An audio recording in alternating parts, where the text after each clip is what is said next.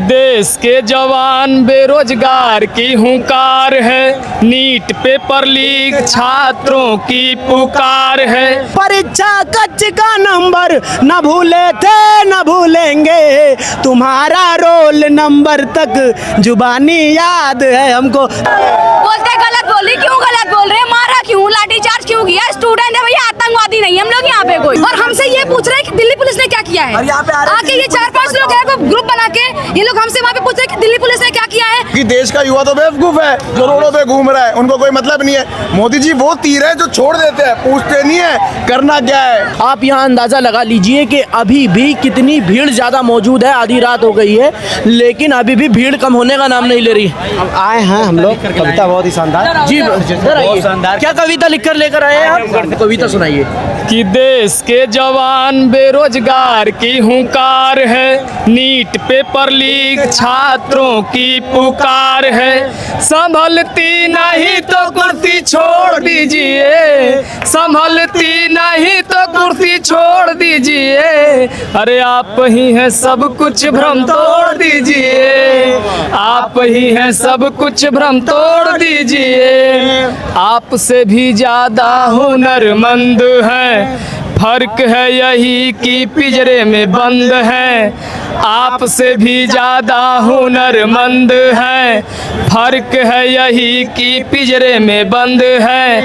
आएगा वो दिन ताज उछाले जाएंगे, आएगा वो दिन ताज उछाले जाएंगे। संसद से भी बाहर निकाले जाएंगे, संसद से भी बाहर निकाले जाएंगे। नौबत ऐसी आए ना रुख मोड़ दीजिए, नौबत ऐसी आए ना रुख मोड़ दीजिए। संभलती नहीं तो कुर्सी छोड़ दीजिए, संभलती नहीं तो कुर्सी छोड़ दीजिए।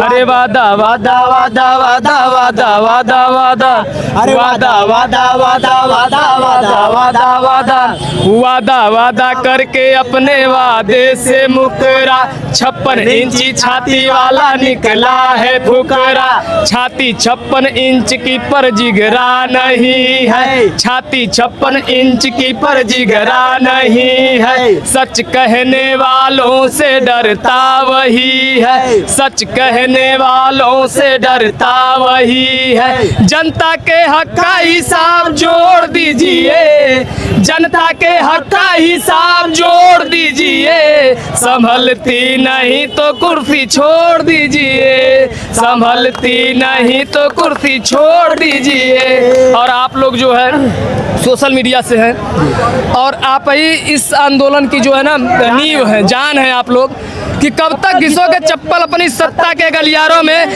कब तक चरण वंदना करोगे तुम उनके चौबारों में, कब तक फेंके टुकड़ों पर तुम ऐसे ही चिल्लाओगे, कब तक हाथों से अपने चौथा स्तंभ गिराओगे।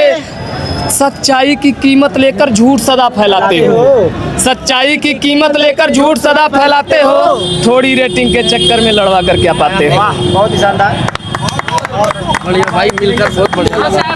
आजमगढ़ उत्तर प्रदेश आजमगढ़। थोड़ा बाइट लेना है। जी जी, आपका नाम? मेरा नाम इंद्रेश वानी है। अच्छा जी, आपका? सोनू यादव। आपका क्या है? मेरा नाम दिग्विजय यादव साहब। बताइए। सिस्टम को बदलना पड़ेगा, सिस्टम की नाकामी। और सबसे बड़ी बात, जो लोग सर सत्ता में सिर्फ हिंदू मुसलमान और जातियों को लड़ा के, धर्म को लड़ा के लोग सत्ता में आओ, तो उनसे हम लोग रोजगार शिक्षा की उम्मीद नहीं कर सकते साहब, समझ रहे हैं? ये सिर्फ लड़ाएंगे, आपको डरवाएंगे। 14 से डरा रहे, अब तक हिंदू को लोग खतरे से बाहर ही नहीं ला पाए, समझ रहे हैं? ये लोग सिर्फ हिंदू मुसलमान, इससे ज़्यादा भारत पाकिस्तान और जवानों के नाम पे, शहीदों के नाम पे लोग वोट मांगेंगे। यहाँ पे लाठियाँ चल गई, पहलगाम में आतंकी हमला करके चले जा रहे हैं, पता नहीं चला। और सबसे बड़ी बात जानते हैं साहब, यहाँ पे हमारी बहनों ने जो हिम्मत दिखाई है ना, अब तक के प्रोटेस्ट को दबा दिया गया होता। बहनें आके खड़ी हो गई, जो भाइयों के सामने भाइयों को लाठी डंडे पड़े थे ना, तो यहाँ की बहनें आके सामने खड़ी हुई, उनकी हिम्मत की दाद देता। महिला सशक्तिकरण की उन्होंने पहचान दी है। मुझसे कई बहनें मिली थी जिनको चोटें आई हैं, दिखा रही थी। तो सबसे बड़ी बात है, सोचना चाहिए। और दिल्ली पुलिस को भी सोचना चाहिए कि इतनी बर्बरता किया। और दिल्ली पुलिस के आड़ में कुछ एक गुंडे भी आए थे साहब, सिविल ड्रेस में, जिनका, और सबसे बड़ी बात, नेम प्लेट नहीं लगा था। उनकी मंशा यही थी कि इस प्रोटेस्ट को दबा दिया जाए, और इस प्रोटेस्ट को दबा दिया जाता, हिंदू मुसलमान वाला रूट दिखा दिया जाता। लेकिन जानते हैं साहब, कहीं नहीं दिखा पा रहे हैं। हिंदू मुसलमान करेंगे तुरंत राम मंदिर चोरी का मुद्दा उभर जाएगा, पागल होकर घूमने लगेंगे, चरण पादुका बिक जाएगी उनकी। तो ये लोग नहीं कर पाएंगे। एक एक चीज़ का हिसाब रखता है, उसको कहूँगा कि उमड़ते जुल्म का हर एक निशाना हार जाता है, कनीजों से कभी शाही घराना हार जाता है। कभी भी आजमा लेना मोहब्बत को, मगर सुन लो मोहब्बत जीत जाती है, जमाना हार जाता है, मोहब्बत जीत जाती है, जमाना हार जाता है। और ये सरकार ये ना समझे कि जब चुनाव आएगा तो हिंदू मुसलमान जाति और संप्रदाय में लड़ा के हम फिर से सत्ता में आ जाएंगे। ये छात्र नौजवान एक एक चीज़ याद रखता है, और क्या क्या याद रखता है एक व्यंग के माध्यम से बताऊंगा कि सुनिए। शुरू से अंत तक सारी कहानी याद है हमको, परस्पर दी जो आपस में निशानी याद है हमको, परीक्षा कच्च का नंबर न भूले थे न भूलेंगे, तुम्हारा रोल नंबर तक जुबानी याद है हमको। तो हम वो छात्र हैं, वो नौजवान हैं जो एक एक चीज़ को बहुत बारीकी से रखते हैं। कि काफी बदलाव आया उसकी चाल में, देश को छोड़ घूमे उसी हाल में, ही करके जो सबके गले लग पड़े, ही करके जो सबके गले लग पड़े, मिल गया एक गधा शेर की खाल में, मिल गया एक गधा शेर की खाल में, देश बर्बाद है वो जी हजूरी में है। देश बर्बाद है लेकिन जी हजूरी किसकी हो रही है? अपने। हाँ बिल्कुल भाई समझ गए कि देश बर्बाद है वो जी हजूरी में है, मौज अमीरी से ज्यादा फकीरी में है, एक उल्लू ही बर्बाद कर दे फिजा, एक उल्लू ही बर्बाद कर दे फिजा, यहाँ बैठे हैं उल्लू हर एक डाल में, मिल गया एक गधा शेर की खाल में। धर्मेंद्र प्रधान को 4 लाइन में क्या कहना चाहोगे अगर वो तुम्हें डायरेक्ट देख रहे हैं? जब जिस ओर जवानी चलती है उस ओर जमाना चलता है, और यहाँ जवानी युवाओं का जो है ना हुजूम उमड़ चुका है, तो धर्मेंद्र प्रधान क्या इस दुनिया का कोई भी तानाशाह रहेगा उसको भी इस्तीफा देना पड़ेगा। 4 लाइन शायरी के माध्यम से ठीक है, उनके इस्तीफे के लिए 4 लाइन शायरी से कहूँगा साहब कि चाहत पे एतबार किसको है, हटाना कोई बड़ी बात नहीं है, ये हटेंगे कोई और मक्कार आके बैठ जाएगा।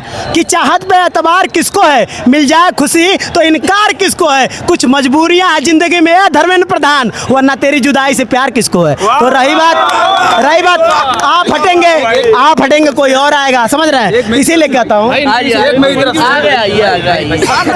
ना बहन किसी की, ना बेटी, ना किसी के बाप की शहजादी, एक बात ना बहन किसी की, ना बेटी, ना किसी के बाप की शहजादी, हम ब्याह के इसको ले जाएंगे, मेरी महबूबा है आज़ादी।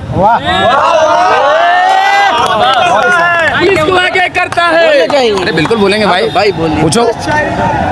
शायरी बोलना चाहेंगे या हम अपनी तरफ से पूछें? आप सवाल करिए। हम अपनी तरफ से ये पूछना चाहते हैं, धर्मेंद्र प्रधान आपको सामने से देख रहे हैं, 4 लाइनों में क्या कहोगे डायरेक्ट? मोटी चमड़ी वाले व्यक्ति इन मासूम दिलों को कब तक पिटवाएगा, और ये जितने भी लोग हैं तो शर्म कर भाई, तेरी बेटी यूएसए में है देख, और ये सब बेटे सड़क पे हैं। हम भी पूछ लेंगे मोदी को ऐसा नहीं करना चाहिए। बात गरीबों के 5 किलो राशन दे के जनता गरीब भूखे मर रहे हैं, छात्रों लोग कहाँ से पढ़ लिख के भटक रहा है, इनको बारे में तो सोचना चाहिए। जो पढ़ाई करने में कितना खर्चा होता है, बेचारा यहाँ रोड पे कई दिन महीना से भटक रहा है, एक मंत्री को भगाने में इसको क्या लग रहा है? इनको तो तुरंत खारिज कर देना चाहिए। 30 दिन बाद मोदी जी ने एक वीडियो डाला है जेनजी के लिए, और वो इंस्टाग्राम पर डाला है रील्स। पहली बार ऐसा हुआ, पहली बार हुआ। हाँ, और जी मोदी जी सो रहे थे गहरी नींद में, वो कुंभकर्ण को उठाते नहीं है, तो वो ऐसे उन्हें होश आया, अभी मोदी जी ने अंगड़ाई ली है। धीरे धीरे जागेंगे, करवट बदलेंगे तो बताएंगे, क्योंकि देश का युवा तो बेवकूफ है जो रोडों पे घूम रहा है, उनको कोई मतलब नहीं है। मोदी जी वो तीर है जो छोड़ देते हैं, पूछते नहीं है करना क्या है। अच्छा, मोदी जी अब थोड़े से जागे हैं तो क्या लगता है? सॉरी फॉर इंटरप्ट, अभी हम वहाँ पे नारे लगा रहे थे और कुछ लोग आए हैं और आके हमसे ये कह रहे हैं कि तुम भगवान के नाम पे क्यों वो कर रहे हो, भगवान के नाम पे, और हमसे ये कह रहे हैं कि दिल्ली पुलिस ने तुम्हारे साथ क्या किया। 4-5 दिन से प्रोटेस्ट हो रहा है, 20 तारीख के बाद से लेके आज तक कपड़े फाड़े गए, और बोलने पे लोग कहते थे कि आओ तुमको रूम हमें बताते हैं और हमसे ये पूछ रहे हैं कि दिल्ली पुलिस ने क्या किया है। आके ये 4-5 लोग हैं वो ग्रुप बना के ये लोग हमसे वहाँ पे पूछ रहे हैं कि दिल्ली पुलिस ने क्या किया है, तुम दिल्ली पुलिस को क्यों बोल रहे हो, तो तुम ये कर रहे हो। वो लोग किधर है? उधर है। किधर है आप ये कर रहे हो? मैं बताता हूँ जो कौन से किधर है? तब नहीं दिखाई दे रहा है किसी को।